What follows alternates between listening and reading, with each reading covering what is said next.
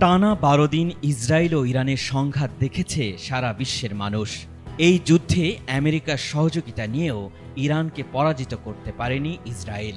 আর সেই ব্যথায় যেন ডুকরে ডুকরে কাঁদছে বেনিয়ামিন নেতানিয়াহুর হৃদয়। আর সে কারণেই আবারও যুদ্ধে জড়ানোর পায়তারা করছে ইসরায়েল। দেশটিকে এই সংঘাতে সমর্থন দিতে যাচ্ছেন মার্কিন প্রেসিডেন্ট ডোনাল্ড ট্রাম্প। অন্যদিকে চীন থেকে অত্যাধুনিক ক্ষেপণাস্ত্র কিনছে ইরান। তার প্রথম চালানও পৌঁছে গেছে তেহরানে।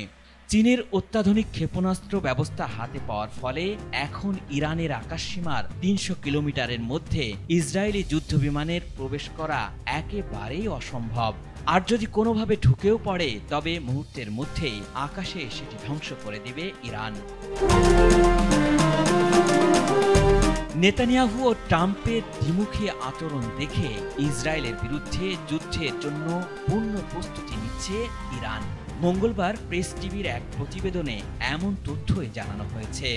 এই প্রতিবেদনে উঠে এসেছে ইসরায়েলি সরকার যুদ্ধ চায় এবং মার্কিন প্রেসিডেন্ট ডোনাল্ড ট্রাম্পও এতে সমর্থন দিয়ে আসছেন।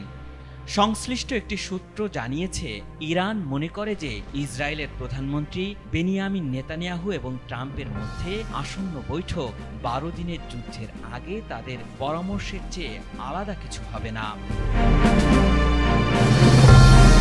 ইরান ধারণা করছে এসব বৈঠক মূলত প্রতারণামূলক, কারণ যা কিছু হওয়ার তা আগেই ঠিক করা থাকে। সম্প্রতি ট্রাম্পের দেওয়া আলোচনার প্রস্তাব প্রসঙ্গে তারা বলছে, যদি ট্রাম্প মনে করেন ইরানের পারমাণবিক স্থাপনায় হামলার পরও ইরান তাদের সাথে কোনো কূটনৈতিক চুক্তিতে আস্থা রাখবে, তাহলে তিনি বড় ভুল করবেন। এদিকে ইরান চীন থেকে অত্যাধুনিক ক্ষেপণাস্ত্র কেনার পরই নতুন করে উত্তেজনা তৈরি হয়েছে মধ্যপ্রাচ্যে। আরব গোয়েন্দা কর্মকর্তারা জানিয়েছেন, ২৪শে জুন যুদ্ধবিরতির পরপরই ক্ষেপণাস্ত্র ব্যবস্থা তেহরানে পৌঁছেছে। ক্ষেপণাস্ত্রের সুনির্দিষ্ট সংখ্যা জানা না গেলেও বোঝা যাচ্ছে চীন ও ইরানের সামরিক সহযোগিতা এক নতুন উচ্চতায় পৌঁছেছে।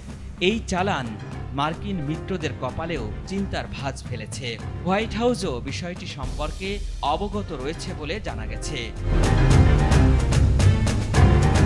ইরানের বর্তমান প্রতিরক্ষা ব্যবস্থায় রাশিয়ার তৈরি S-300, চীনের পুরনো প্রযুক্তির কিছু সিস্টেম এবং নিজেদের নির্মিত খোরদাদ ও বাভার 373 সিরিজ, এবার চীনের আধুনিক SAM সিস্টেম যুক্ত হয় ইরানের প্রতিরক্ষা সক্ষমতা আরও শক্তিশালী হলো।